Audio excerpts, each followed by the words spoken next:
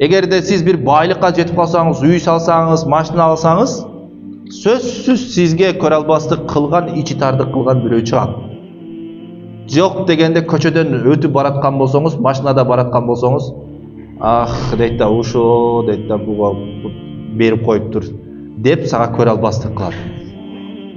Ошон үчүн пайгамбарыбыз айтты, эгерде силер бир нерсе ала турган болсоңор, бир неамат болсо, ошону жашыргыла деди. Ошону жашыргыла деди. Кээде миллион акчам бар, жарым миллион акчам бар деп мактанбастан кээде адам өзүнүн счетун жашырыш керек да. Колуңда канча акчаң бар, ошону жашырсаң, ошо мактана бербеш керек да. Кээ бирөөлөр мактана берет го, мындай кылдым, тигиндей кылдым депчи. Тескерисинче адам жашырыш керек деп атат пайгамбарыбыз. Даже кээде мындай бир көп үйүңө продукты, азык түлүк, аяк бияк алып келген болсоңчу, ошо колуңдан келсе, бир аз жашырып алып кел да, мындайчы машинага салып эметипчи. Себеби дейт, бир жакшылыгыңды башка бир көрө албастар болот да, сөзсүзчү. Бүгүнкү күндө мына ушул нерсеге биздин кылып жаткан нерселерибиз каршы келет. Кээде статустарга коебуз. Кандай тамак жеп атат? О, мен мондай бул жакта отурам, mo ресторанда отурам, мен Арзуда отурам, бул жакта отурам, тиякта отурам деп тамагыны, шашлык жеп атканды, балыктарды коюп эле, улам эле мактана берет го. Только тамак менен мактанат да. Кийген кийими менен мактанат, жалаң. Ал өзү мактана турган нерселер эмес да. Адам бир мындай пайдалуу нерсени айтып берсе болот. Мисалы үчүн бир илим айт, хадис айт. Мисалы үчүн бирөөгө бир нерсе курганды айтсаң болот. Мисалы үчүн стройканы айт, могу жерди мындай курасыңар. Машина оңдогонду чыгарсаң болот. Мисалы үчүн машина оңдогонду. Адамдар бүгүнкү күндө жалаң кандай тамактарды жейт, ошонун бардыгын мактанат.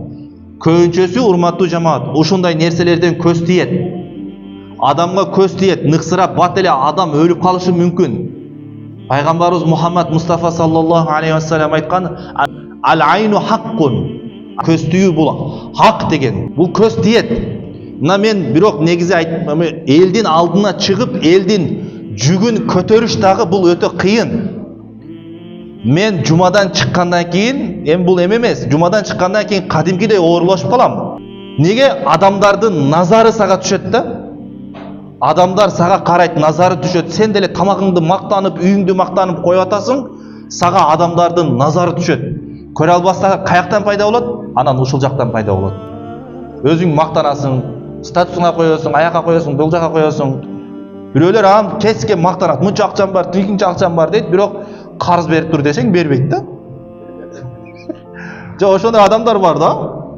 Мындай кылдым, тигиндей кылдым деп 50 000 карыз берип тур десең, карыз жок да, анда ыйлайт да тескерисинче. Анда эмнеге мактанасың карыз бербесең? Мисалы. Ошон үчүн кээде адамдар жаш балдарды коет, мисалы үчүн, жаш бөбөктөрдү коет, малыштарды коет, мисалы үчүн статусуна аякка коет, бул жака коет. Кээде көз тийип, адамдын назары жаманда, кээ бирөөлөрдүн сугу бар. Сук. Кээ бирөөлөрдүн сугу бар, анын сугу тие турган болсо адамды оорлаштырып коет. Ошон үчүн ушундай нерселерден сактаныш керек да. Даже китептерибизде айтат, мисалы үчүн витринага коюлган тамактарды жебегиле дейт. Витрина көчөдө баратасың го, мында коюп койгондо витринагачы. Өтүп атат, бул өтүп атат, тигил өтүп атат, баардыгы өтүп атат, карап өтүп атат да, акчасы жок. Курсагы ачкан, ушуну алып жесем экен деп, бирок алып жебей өтүп кетип атат. Ал аякка эмнени таштап кетип атат? Негатив таштап кетип атат. Сугу калып атат да. Сен аны жейсиң, это халал. Но это сени эмне кылып коет? Сени оорлоштуруп коет да, просточу. Адамдардын назары түшкөн. Ошон үчүн ошондой нерселерден мына пайгамбарыбыз эмне деп атат? Момунга бир Аллах Таала бир жакшы неамат берген болсо дейт, аны эмне кылыш керек экен? Жашырыш керек. Кээде мактана бербеш керек. Биз мактанганды жакшы көрөбүз да. Бирөөнү мактасаң көкөлөп кетет да, ой деп дагы мактанат. Дагы кошот үстүнө да, отура берет, мактаныпчы бирөөнү. Ошон үчүн эмне деди пайгамбарыбыз?